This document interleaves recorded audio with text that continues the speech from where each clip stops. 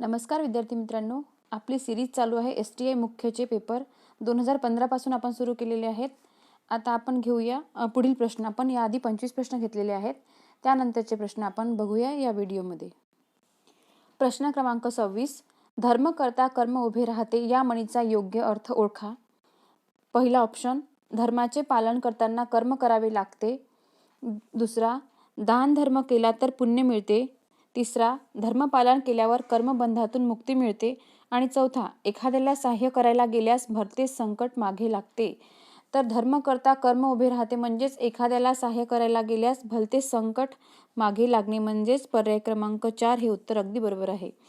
त्यानंतर प्रश्न क्रमांक 27 बघा. वाक्यात दर्शविलेल्या क्रियेला प्रत्यक्षपणे किंवा अप्रत्यक्षपणे जबाबदार असणाऱ्या नामपदबंधास काय म्हणतात? तर याला कर्ता असे म्हणतात. वाक्यात दर्शविलेल्या क्रियेला प्रत्यक्षपणे किंवा अप्रत्यक्षपणे जबाबदार असणाऱ्या नामपदबंधास काय म्हणतात? तर त्याला कर्ता असे म्हणतात. प्रश्न क्रमांक 28. ताजमहल शारदीय पौर्णिमेत अधिकच देखणा दिसतो या वाक्यातील विधेय विस्तार कोणते? बघा, ऑप्शन क्रमांक 1 ताजमहल शारदीय पौर्णिमेत अधिकच देखणा आणि ड आहे दिसतो. बघा, आता सर्वात आधी महत्त्वाचं की विधेय विस्तार कशाला म्हणतात. आपण बघितलं या आधीच्या प्रश्नामध्ये की उद्देश कशाला म्हणतात, तर उद्देश कर्त्याला म्हणतात. तर मग आता विधेय कशाला म्हणतात? विधेय म्हणजे क्रियापद. ठीक आहे, मग आपल्याला काय पाहिजे की विधेय विस्तार हवा आहे. ठीक आहे, त्यासाठी आपल्याला 3 प्रश्न विचारावे लागतात क्रियापदाला. कधी, कुठे आणि कसा. हे 3 प्रश्न विचारल्यानंतर जे प्रश्नाचे उत्तर आपल्याला येईल ते आपले विधेय विस्तार असते. तर यातील आहे शारदीय पौर्णिमेत म्हणजे ब, फक्त ब बरोबर, बाकी सर्व चूक. हे आपलं उत्तर आलेलं आहे. प्रश्न क्रमांक 29. खालील वाक्यातील प्रयोग अनुक्रमे ओळखा. बघा, पहिला पर्याय आहे अ, शिक्षक मुलांना शिकवतात. शिकवणारे शिक्षक. शिक्षक याला हा कर्ता आहे आणि याला कुठलाही प्रत्यय नसल्यामुळे हा कर्तरीचा आहे. ठीक आहे, हा कर्तरी. त्यानंतर दुसरा बघा, रामाच्याने काम करवते. काम करणारा राम आणि काय करवते तर काम. इथे कामाला म्हणजे कर्माला कुठलाही प्रत्यय नाही आहे म्हणजे हा आहे कर्मणी प्रयोग. म्हणजे पर्याय क्रमांक 2 आपला बरोबर आहे, म्हणजेच कर्तरी आणि कर्मणी हे आपलं उत्तर आलेलं आहे. प्रश्न क्रमांक 30. जी उपवाक्ये अथवा किंवा या अव्ययांनी जोडलेली असतात तेव्हा त्या वाक्यांना काय म्हणतात? तर विकल्पबोधक. विकल्पबोधक असं म्हटलं जातं. पर्याय क्रमांक 1. प्रश्न क्रमांक 31. या आधुनिक लोकशाहीच्या युगात समाजाने जागृत होऊन आपला योग्य तो मार्ग निवडणे गरजेचे आहे. व्याकरणिक दृष्ट्या या वाक्याचा प्रकार सांगा. आता मला सांगा, कुठल्याही प्रधानत्व बोधक अव्ययांनी हे वाक्य जोडलेलं नाही आहे. जर जोडलेलं असतं तर आपण संयुक्त वाक्य घेतलं असतं, किंवा मग गौणत्व सूचक अव्ययांनी जोडलेलं असतं तर आपण मिश्र वाक्य घेतलं असतं, आणि जर जोडलेलं असतं तर आपण संकेतार्थी वाक्य घेतलं असतं. मात्र हे कुठल्याही अव्ययांनी जोडलेलं नसून आपण बघत कशाने जोडलेलं आहे? होऊन. आणि जेव्हा ऊन, होऊन अशांनी जोडलेलं वाक्य असतं ते असतं आपलं उत्तर आहे 1, म्हणजेच केवळ वाक्य. समोरचा प्रश्न बघा, प्रश्न क्रमांक 32. वाक्यार्थाला बाधा न आणता रचनेत केलेला बदल म्हणजेच काय? तर वाक्य रूपांतरण. आणि यालाच दुसरं नाव आहे वाक्य परिवर्तन. काय आहे? वाक्यार्थाला बाधा न आणता रचनेत केलेला बदल म्हणजेच काय आहे? तर वाक्य रूपांतरण किंवा वाक्य परिवर्तन. पर्याय क्रमांक 1 बरोबर आहे. प्रश्न क्रमांक 33. प्रतिकार, पळजीप, दरमजल, हरवक्त हे शब्द मराठी व्याकरणात ओळखले जातात. तर हे शब्द आहेत उपसर्ग साधित शब्द. आता मला सांगा, प्रतिकार मधील प्रति, पड, दर, हर हे जे शब्द आहेत हे उपसर्ग साधित शब्द आहेत. पुढील प्रश्न 34 क्रमांकाचा. पुढील विधाने वाचा. अ, इकारांत पुल्लिंगी नामाचे सामान्य रूप याकारांत होते. ब, उकारांत पुल्लिंगी नामाचे सामान्य रूप वाकारांत होते. आणि क, ओकारांत पुल्लिंगी नामाचे सामान्य रूप ओकारांतच राहते. आता आपण काय करायचं आहे, जेव्हा आपण हे नियम पाठ करतो त्यावेळी आपल्याला एक एक उदाहरण प्रत्येक यासाठी लक्षात ठेवायचं आहे. तर आपण पहिल्यासाठी घेऊ कोडी. बघा, कोडी हे काय आहे, इकारांत पुल्लिंगी नाम आहे आणि याचं काय होते तर कोड्या म्हणजे काय होते, याकारांत होते. म्हणजेच इकारांत पुल्लिंगी नामाचे सामान्य रूप हे कसे होते, याकारांत होते. यासाठी आपण एक लक्षात ठेवणार आहे उदाहरण कोडी, म्हणजेच पहिलं अ बरोबर आहे. त्यानंतर ब बघा, उकारांत पुल्लिंगी नामाचे सामान्य रूप वाकारांत होते. यासाठी घेऊ आपण उकारांत मध्ये एक उदाहरण म्हणजेच भाऊ. आता याचं काय होते, भावा म्हणजेच वाकारांत होते, म्हणजे ब सुद्धा बरोबर आहे. त्यानंतर क, ओकारांत पुल्लिंगी नामाचे सामान्य रूप ओकारांतच राहते, जसं की धनको. धनको काय आहे तर धनको हे पुल्लिंगी नाम आहे आणि हे याचं सामान्य रूप काय होते तर धनकोच राहते, म्हणजेच की सर्व पर्याय कसे आहेत आपले बरोबर आहेत. त्यानंतर प्रश्न क्रमांक 35, लेखन नियमानुसार शुद्ध शब्द ओळखा. तर यातला प्रश्न पर्याय क्रमांक 3 बरोबर आहे, अभिष्ट चिंतन. बघा, अभि मधला जो भी आहे तो दीर्घ आहे आणि चिंतनचा ची जो आहे तो रस्व दिलेला आहे. पाठच करायचे आहे, 10-15 वेळा लिहून बघायचा शब्द आणि पाठ होऊन जातो. प्रश्न क्रमांक 36, मराठी भाषेसंदर्भात पुढील कोणते वाक्य अयोग्य आहे. मराठी असे आमुची मायबोली असे प्रत्येक मराठी भाषिकाने अभिमानाने म्हटले पाहिजे, योग्य आहे. मराठी महाराष्ट्र राज्याची राजभाषा आहे, हे सुद्धा बरोबर आहे. त्यानंतर हिंदी ही मराठी भाषेची जननी आहे. मराठी भाषेची जननी कुठली आहे तर संस्कृत ही मराठी भाषेची जननी आहे, म्हणजे हे वाक्य कसं आहे, चुकलेलं आहे. आणि समोर आज मराठी भाषेच्या लेखनासाठी देवनागरी लिपीचा वापर होतो, हे सुद्धा वाक्य कसं आहे तर बरोबर आहे. मराठी सोबतच संस्कृत, हिंदी, कोकणी, नेपाळी, संथाळी आणि सिंधी या भाषा सुद्धा कशा आहेत तर देवनागरी लिपीतूनच लिहिल्या गेलेल्या आहेत. त्याशिवाय गुजराती आणि बंगाली भाषा सुद्धा देवनागरीच आहेत, त्याचा पाया सुद्धा कसा आहे तर देवनागरीच आहे, म्हणजेच आपला सी हे उत्तर चुकलेलं आहे. प्रश्न क्रमांक 37, अरविंद, जलज, राजीव, पद्म या शब्दांना समानार्थी शब्द कोणता तर कमळ. यासाठी समानार्थी शब्द आहे कमळ. अरविंद म्हणजे कमळ, जलज म्हणजे कमळ, जलज म्हणजे जलामध्ये निर्माण होणारं, राजीव आणि पद्म म्हणजेच काय तर कमळ. पुढे दिलेल्या प्रश्न क्रमांक 38, पुढे दिलेल्या जोड्या जुळवा. अव्यय आणि शब्द. पहिलं अव्यय आहे शोकदर्शक.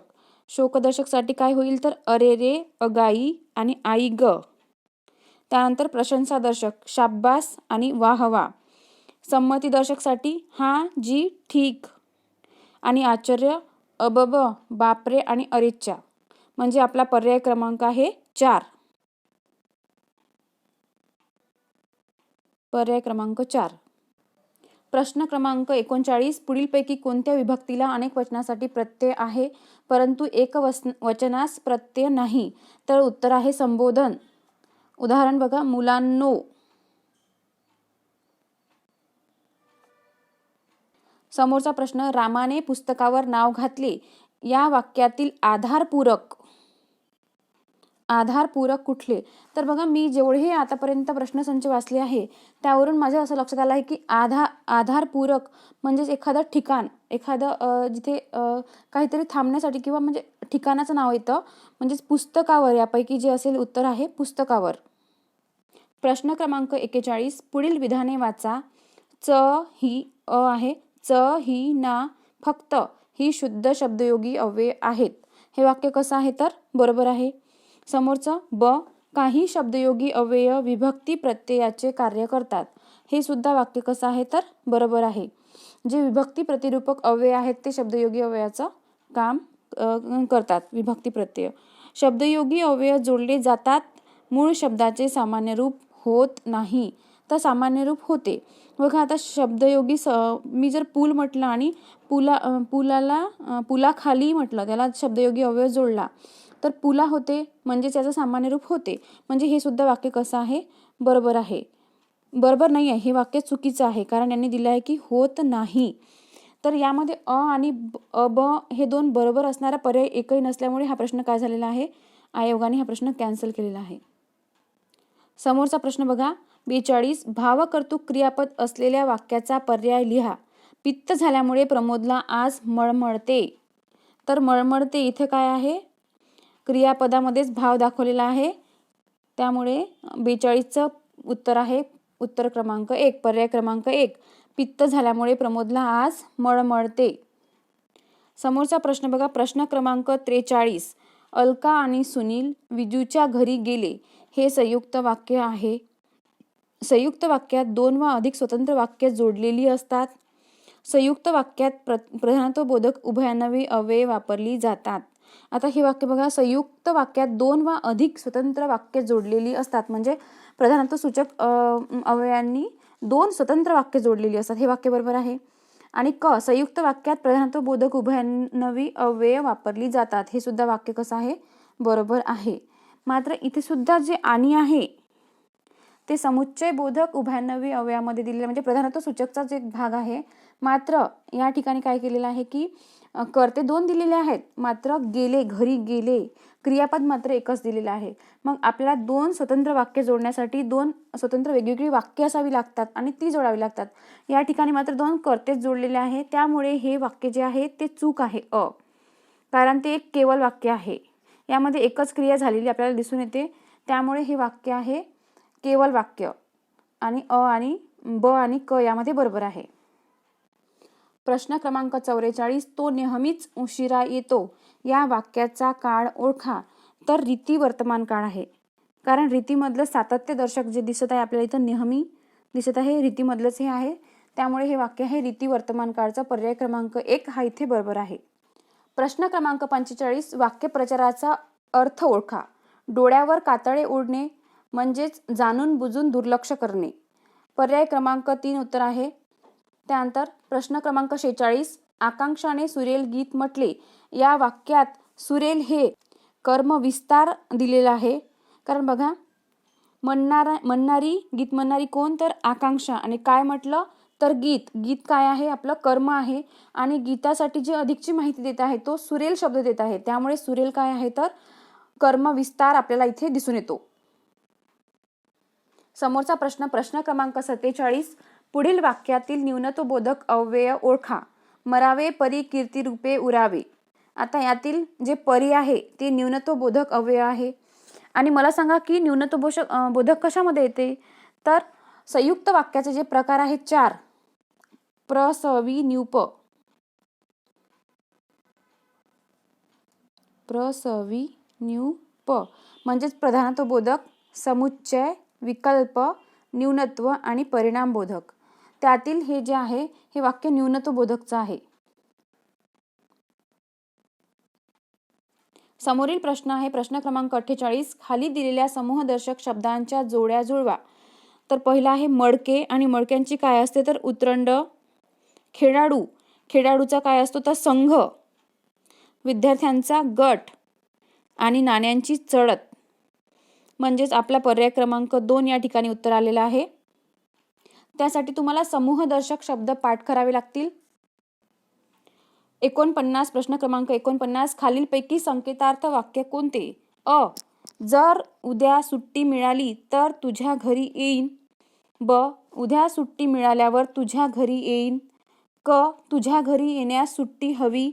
आणि ड, सुट्टी मिळाल्यानंतर तुझ्या घरी येईन. बघा आता यातील पहिलं जे आहे जर उद्या सुट्टी मिळाली तर तुझ्या घरी येईन, हे काय आहे, हे संकेतार्थक वाक्य आहे. आणि ब जे आहे सुट्टी मिळाल्यावर तुझ्या घरी येईन, हे केवळ वाक्य आहे, म्हणजेच हे याच्यामध्ये येत नाही, फक्त बरोबर आहे, बाकी सर्व चूक. प्रश्न क्रमांक 50. माझे गाव मला फार आवडते या वाक्यातील अधोरेखित शब्दांचे लिंग ओळखा. तर गाव, ते गाव म्हणजेच नपुंसकलिंगी शब्द आहे हा. पर्याय क्रमांक 2 आपलं उत्तर आलेलं आहे. प्रश्न क्रमांक 51. वाक्य समूहासाठी योग्य वाक्यप्रचार ओळखा. नारायण हा खूप गुंड वृत्तीचा, व्यसनी आणि साऱ्या गावात बदनाम माणूस होता. मात्र त्याचा मुलगा हा सदाचारी, प्रेमळ व गुणी होता. म्हणजेच काय तर भांगेत तुळस असणे. पुढचा प्रश्न पहा. प्रश्न क्रमांक 52. मराठीत प्रमुख सर्वनामे किती. तर सर्वनामे आहेत एकूण 9 आणि 6 त्याचे प्रकार आहेत. सर्वनामाचे प्रकार किती आहेत तर 6. प्रश्न क्रमांक 53. मूळ शब्दाच्या मागे पूर्वी 1 वा अधिक अक्षरे जोडतात त्यांना उपसर्ग म्हणतात. या आधी सुद्धा आपण उपसर्ग बघितलेले आहेत. याच प्रश्न पत्रिकेमध्ये मराठी उपसर्ग दिलेले आहेत सुरुवातीला. मूळ शब्दाच्या मागे पूर्वी एक वा अधिक अक्षरे जोडतात त्यांना उपसर्ग असे म्हणतात. जसं की प्रतिदिन. प्रतिदिन मधला प्रति जो आहे हा काय आहे? उपसर्ग आहे. पुढचा प्रश्न आहे प्रश्न क्रमांक 54. खाली दिलेल्या पर्यायातून अकर्मक धातू असलेल्या शब्दांचा पर्याय लिहा. तर पर्याय क्रमांक 1 सळसळ, खळखळ, थरथर, कुडकुड. याशिवाय अस, नस, हो, नहो, उठ, बस, नीज, झोप, थरथर, कुडकुड, रड, पड, सड, मर, उड, धाव, थांब, शक, थक, जाग, झीज, वाढ, झड, जड, किंचाळ, तूट, सूट, पहूड, उजळ, प्रकाश, ओरड, घोर, सळसळ, खळखळ, धडपड, चुरचूर, भुकेज, कीड, राह, वाह, फूल, उमल, उपज, निपज, जन्म, पीक, लोड, वाज, भीज, शीज, सूज, वीज, रूज, बिघड इत्यादी जे आहेत ते काय आहेत? अकर्मक धातू आहेत. प्रश्न क्रमांक 55. खालीलपैकी अचूक विधाने कोणती? एकाक्षरी शब्दाचे सामान्य रूप होत नाही. आता करून पाहायचं. जसं की मीचं सामान्य रूप होते का? नाही होत. म्हणजेच हे बरोबर आहे. त्यानंतर दुसरं, परकीय भाषेतील शब्दाचे सामान्य रूप होत नाही असं दिलेलं आहे. मात्र परकीय भाषेचे सुद्धा सामान्य रूप होताना आपण बघितलेलं आहे. जसं की आपण म्हणतो बँक आणि त्याचं सामान्य रूप करतो आपण बँकेत जा. ठीक आहे. तर याचप्रमाणे आपल्याला आणखी STIच्या मेन्सचे जे असेच तुम्हाला प्रश्नाचं एक्सप्लेनेशन योग्य प्रकारे ऐकायचं असेल तर चॅनलला सबस्क्राईब करा. धन्यवाद.